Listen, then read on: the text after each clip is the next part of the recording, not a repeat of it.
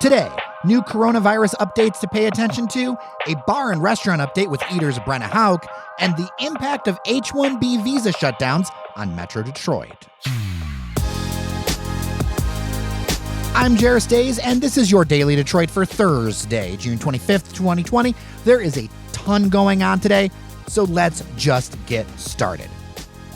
First, the top-line coronavirus numbers, and they are up statewide. 353 new confirmed cases and 19 deaths in the last 24 hours, bringing the total case number to more than 62,000. This is the highest daily case total since May 31st in Michigan.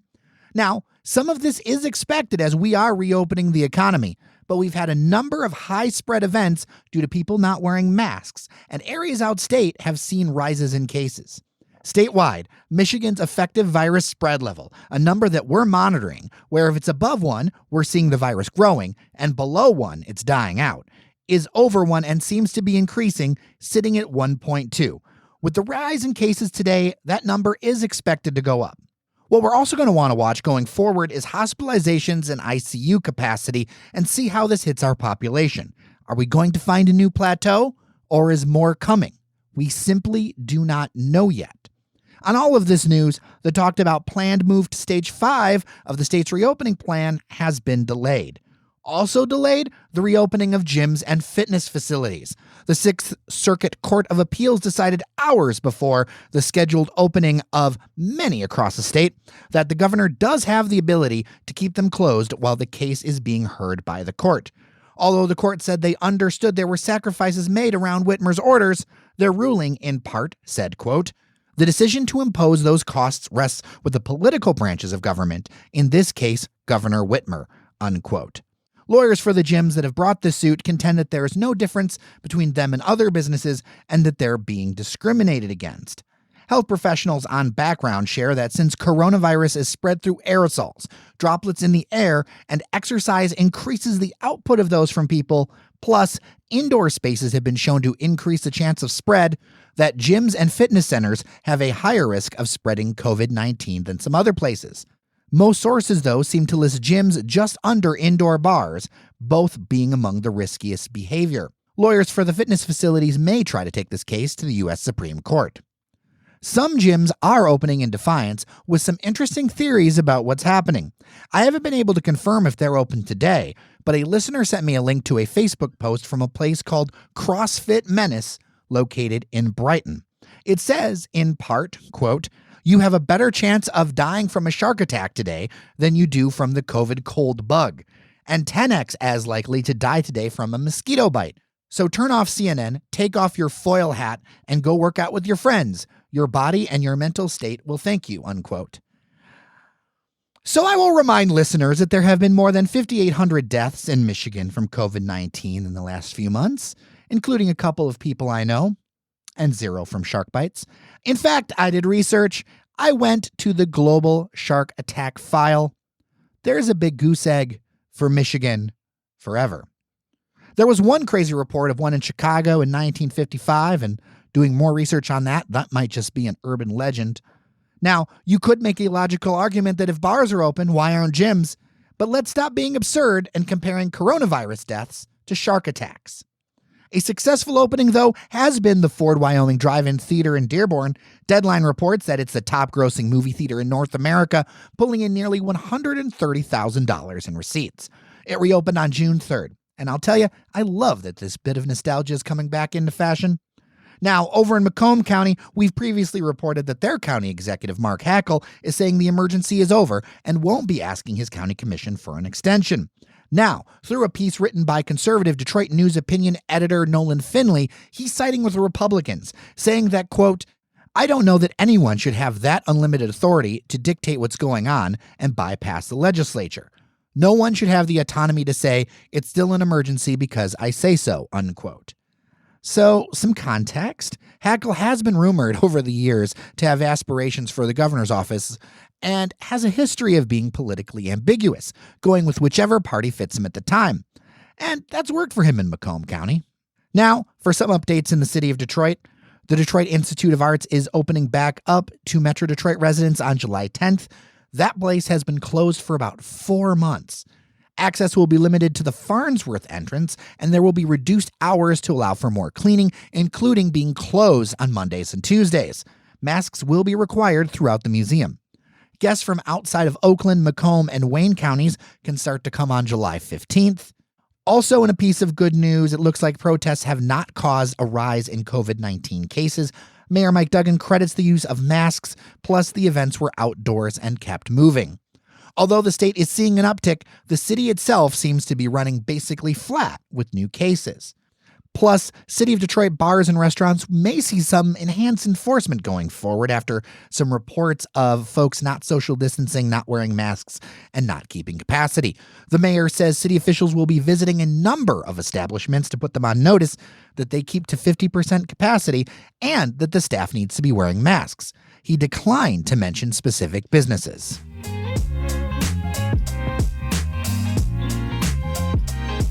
Joining me on the line is Brenna Houck from Eater Detroit. Welcome back, Brenna. Hi, I'm happy to be here again. Absolutely. So the first thing I want to talk about is something that I know our listeners are really passionate about, and it's something we've kind of been following a little bit, but you've got more information. To Go Cocktails has made some more progress in Michigan. Yeah, it's made a lot of progress over the past couple of weeks. There were, several bills that were proposed in both the Senate and the House, and one of those has finally made landfall at Governor Whitmer's desk, so to speak. Just this morning, the Senate approved that To Go Cocktail bill. So it sounds like, at least before the end of the month, probably, we're going to be able to start drinking takeout cocktails, or at least bars will be able to start planning for them. So what's the thumbnail sketch of what that's going to look like? It'll be like going and getting regular takeout. I would say you're going to get a sealed container. The bars are required to use a very specific type of container. It can't have perforations on the lid or a straw, which basically means like they're trying to prevent people from taking a sip while they're driving, which is good practice when dealing with alcoholic beverages. True. And you're going to be able to order it for delivery as well, which is interesting. There's going to be checking your ID just like they would at a bar, but it'll be theoretically good for bars because they'll be able to start selling again to people who maybe aren't interested in going back to bars directly yet. And it also might be better for employees who are not super comfortable with directly serving customers right now. They might be able to do takeout instead. And bars were really, hit hard, obviously, during that dine-in closure because if they didn't have a kitchen, they couldn't sell anything, really. If they didn't have a wine and beer to go license, they weren't able to really sell anything at all. Well, there's definitely, I think, some more margin on things like cocktails. How big of a deal is this economically for restaurants and bars to add this to their offerings? Restaurants and bars rely a lot on liquor sales to help increase their profit margins. There's some data that says that 20 to 30% of restaurant sales is composed just of alcohol. So obviously, if you're able to throw that back into to-go sales or dine-in sales, that's going to make a huge difference in being able to increase your profit margin. It's just a better experience for customers as well. Like a lot of these bars right now are selling cocktail kits, and I've bought quite a few of them. And I can say that they're really good. They're clever because they don't include alcohol, but they include most of the stuff that you need for making your favorite drink from your bar. But it's not really as fun as going out to get a cocktail that's like made by a professional who knows how to create a proper drink with the proper measurements. I don't necessarily have a ton of equipment or want to buy a ton of liquor for my house. So this way I could go to a cocktail bar, get a drink that I want and in a single serving and enjoy it at home without having to make that myself and buy all the extra ingredients for it. Yeah, I've tried a few of those kits too, and I'll tell you, I have over-poured, over-strengthened pretty much every cocktail I've made. Yeah, pretty much. Yeah, they're not easy to make, and I definitely did not have a lot of the equipment for it before this. I was definitely a beer drinker, so it's been an interesting journey, so to speak. Right. Well, one of the things that is an ongoing story with this coronavirus stuff is restaurants and dining rooms. A lot of this stuff has reopened. And I think both of us have seen people out at restaurants, people on patios, lines for places, all of that stuff. But the virus is still out there. And we've seen some cases of, it kind of popping up, especially in Lansing, but also in other places in the state. Can you kind of shed a little bit of light on that? This is an issue that's popping up increasingly across the country as more states either see spikes in cases or are reopening for different services. Most states at this point are allowing some form of dine-in service, and that's creating a lot of issues for restaurants as well. They're having to reclose again for cleaning if a customer or an employee gets sick. We obviously saw this in this pretty widely reported story this week in East Lansing at Harper's Restaurant and Brew Pub. It started out with one woman, I believe, who was a customer at the restaurant, and she visited and was symptomatic at the time. And it appears that this may have resulted in a spread to other customers who weren't necessarily following social distancing rules or wearing masks the way they should have been. Brenna, I heard it was first 14 people testing positive. Now it's more than 34, at least 34 people testing positive. Yeah, and the bar has since closed. They're trying to reevaluate how to control crowds and make sure that they can keep people safe while providing service. But, the reality is that when you're sitting in a restaurant or a bar without a mask, transmission is much higher the longer you're around other people that aren't wearing masks, especially if you don't know them. Well, one of the things I noticed, because it seems like Governor Whitmer telegraphs kind of what's happening next, usually with some sort of interview with some outlet, and then everybody else kind of follows suit, is that there might even be a change in restrictions up in Lansing and different parts of the state. She had been thinking about reopening things to a more open stage, I think stage 5, July 4th, but that's apparently off the table.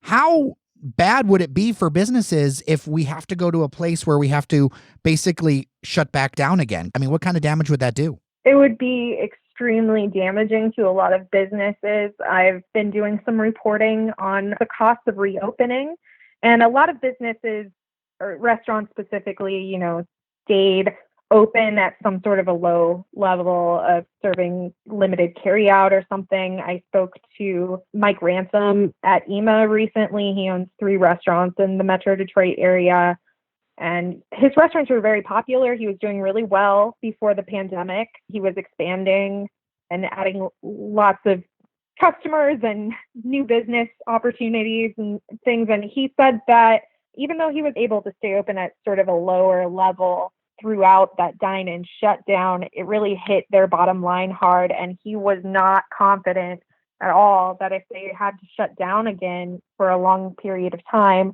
that he would be able to, keep all of his locations going. That would be a really difficult situation for him, because he's gone back into the red now because he wasn't able to sell enough food. And that's a popular restaurant. So we're already seeing a lot of restaurants deciding not to reopen because of that long closure.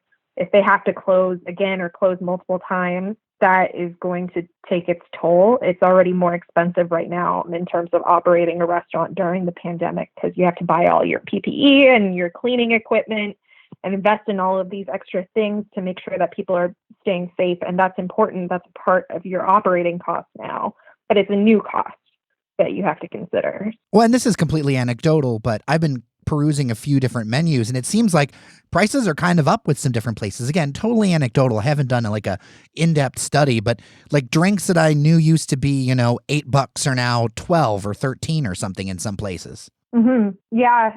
Anecdotally, the interviews that I have done, I would say at least 70% of restaurant owners have indicated that they have raised some of their prices or removed something off the menu because the cost of the ingredients became too expensive. EMA didn't do really any adjustments on its menu prices, but I know that Saffron de Trois, which I believe reopened on Saturday for takeout only, did kind of make some adjustments to its summer menu that it wasn't originally expecting to, because the costs of things like beef were just far too high for them to be able to provide the same price point and also serve certain items. Yeah, well, one of the things before I let you go, what are the best ways to make sure that you keep yourself safe and keep others safe when you're dining out? Because that's one of the things you covered in one of your recent pieces on Eater Detroit. I would say the rules that we've been hearing this whole time, wash your hands, stay home when you're sick, make sure that you're wearing a mask when you're moving around and are in public.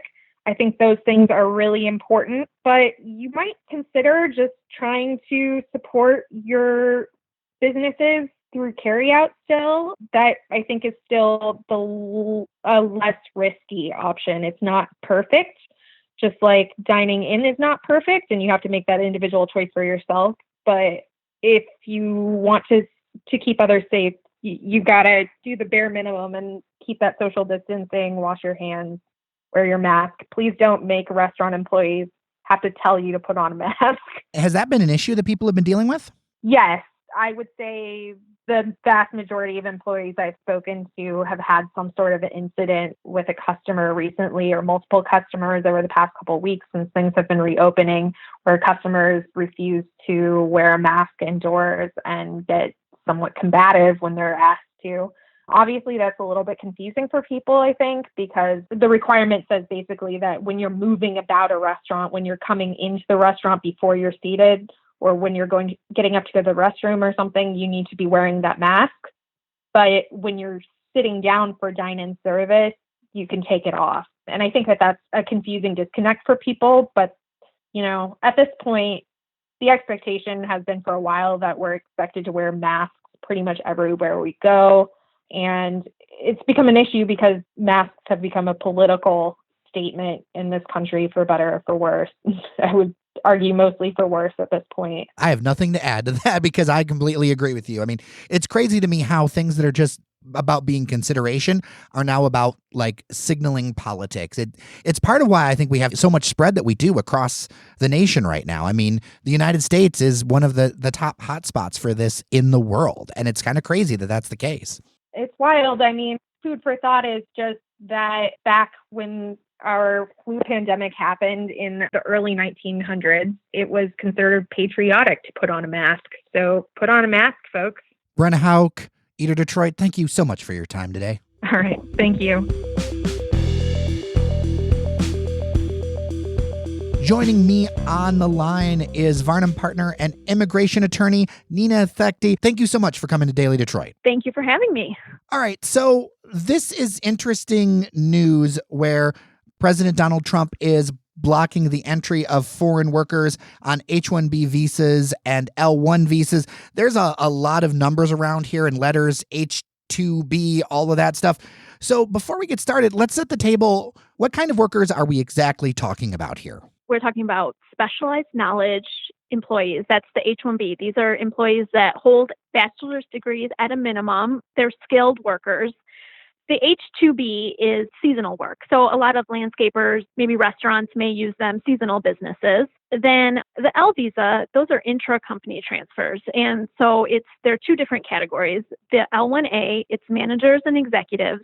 And then the L1B is specialized knowledge. So these are people who have worked for the company in both cases for at least a year. And in my experience, it's a lot more than a year. It's people who have built their career at this company abroad.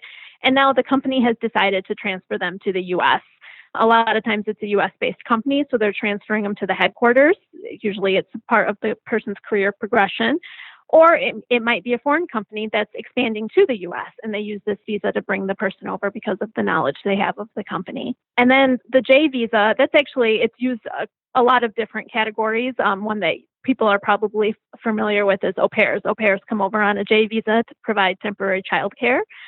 When those au pairs come over, they're also required to go to school. They're learning American culture. It's also used for interns, trainees, and then universities use it for temporary professors and researchers. So that's a very broad category. Yeah. And just to give people some clarity, because this can be like a political football as a topic, these workers can't just come over and it has to be proven that they're not taking a job from an American, if I remember correctly, right? Yes.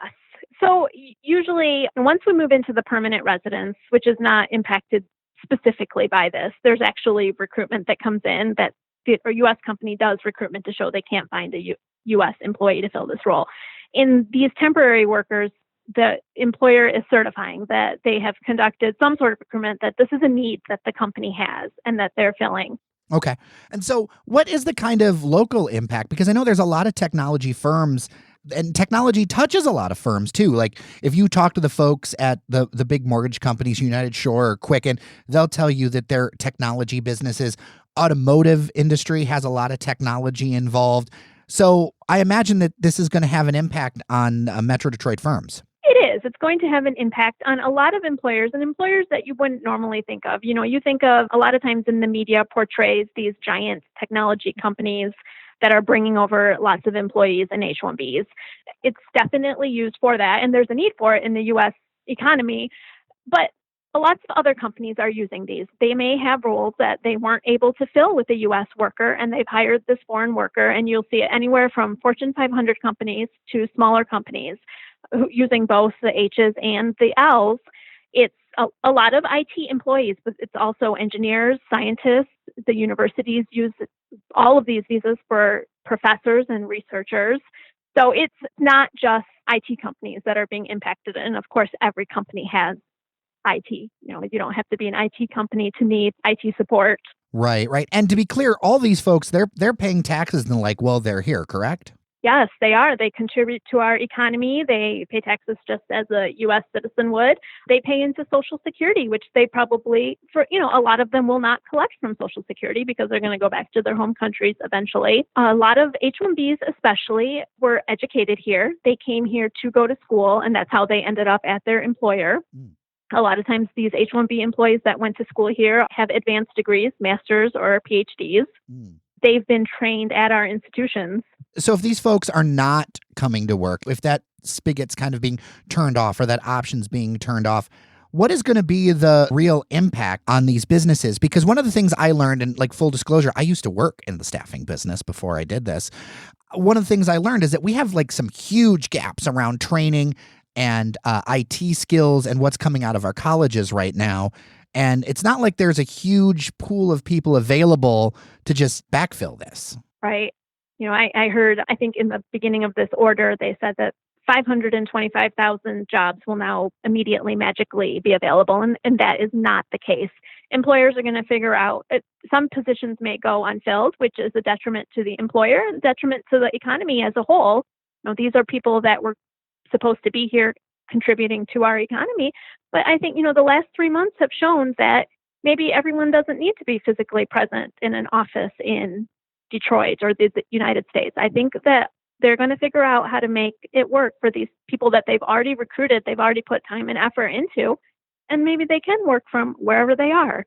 I think the long-term impact will be that companies may think, if we can't get the talent we need here, then maybe we open up facilities where we can, like Canada or Australia, countries that are more welcoming. Well, and survey after survey shows that, talent and getting access to talent is key to where people locate. And the back channel that I have, it's been clear that I know I have friends in Toronto who are just excited about this kind of thing because it means more investment for them if this continues on in, say, Canada and Vancouver and other offshore things. I mean, I have one friend I know that recently relocated to New Zealand that has more opportunities around this kind of stuff. So I feel like this is the kind of thing that it feels really good at first to some folks that, we're shutting the door. But long term, this might really hurt us. Yes, I completely agree with you. For smaller companies, a 10-person company is not going to open up an office in Toronto, but maybe then they don't fill the position or they figure out a way to contract with somebody abroad to do this role. But for larger companies, I think that, a lot of them already have started to do that. I think when you look at Vancouver has a lot of U.S. companies that have opened offices there, so does Toronto, and that's just going to continue. Well, then on top of that, if you don't match it with a program for education and training, that's the thing I hear a lot of pushback around that. And I understand the points around, we could do more with American workers, but also education's expensive. Access to those things, access to education is limited in this country because we don't have universal college and things like that. I think that's one of the things people don't realize is that the United States, and I know this isn't your purview per se, but the United States doesn't have like a universal college program. We don't have college debt forgiveness, those kind of things. So it's kind of like we kind of squeeze the system on both sides. And the reality is what I learned working in corporate is the work is going to get done one way or another. And the question is are we going to do the work here or is it going to get done somewhere else? Exactly. Yes. And saying that we are stopping these visas today till the end of the year, that's not enough time to train people. These employees that have been training in these fields for years and years, other people are not just going to appear that can fill these roles. Nina Thekdi, partner at Varnum, thank you so much for your time today. Thank you so much for having me.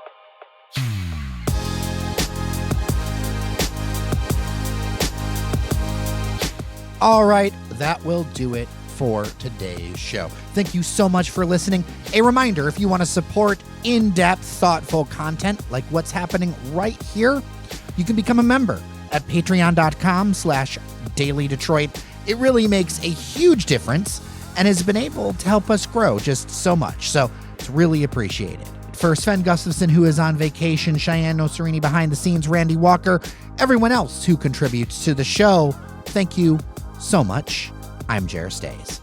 Take care of each other, and we'll get through this together.